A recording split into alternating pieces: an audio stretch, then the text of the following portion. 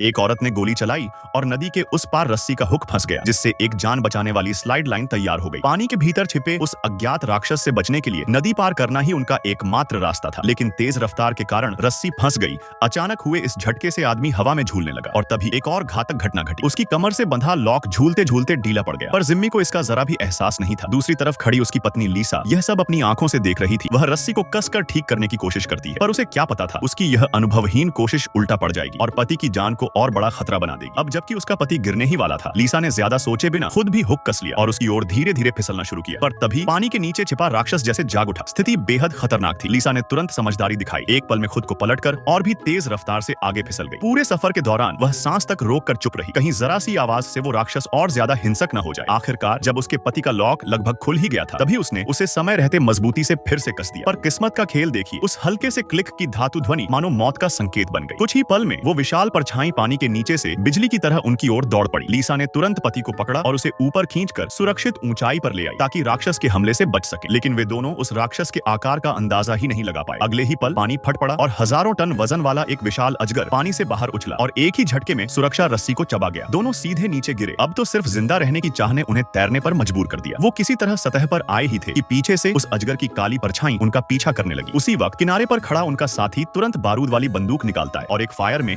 अजगर को थोड़ी देर के लिए पीछे हटा देता है। मौका पाते ही दोनों पानी से निकलकर किनारे की ओर भागते हैं। आखिरकार अपने साथियों से जा मिलते हैं, पर किसी की भी सांस नहीं थमी, क्योंकि सब जानते थे वो एक गोली उस अजगर के लिए बस खुजली जैसा एहसास थी। और हुआ भी वैसा ही। थोड़ी ही देर में वो विशालकाय अजगर फिर से पानी से बाहर निकला और उन सबके पीछे दौड़ पड़ा। अब डर सबके दिलों में घर कर चुका था। सौभाग्य से आगे उन्हें युद्ध काल का बना हुआ एक बंकर दिखा और ठीक उसी पल जब अजगर उन्हें पकड़ने ही वाला था, वे सब अंदर कूद गए। पर भले ही दरवाजा 1 मीटर मोटे स्टील का था, वो भी उस प्राचीन दैत्य के प्रहार झेलने में असमर्थ था। दरवाजा बार बार अंदर धंस रहा था और ये साफ था कि अब उसे तोड़ देना बस वक्त की बात थी।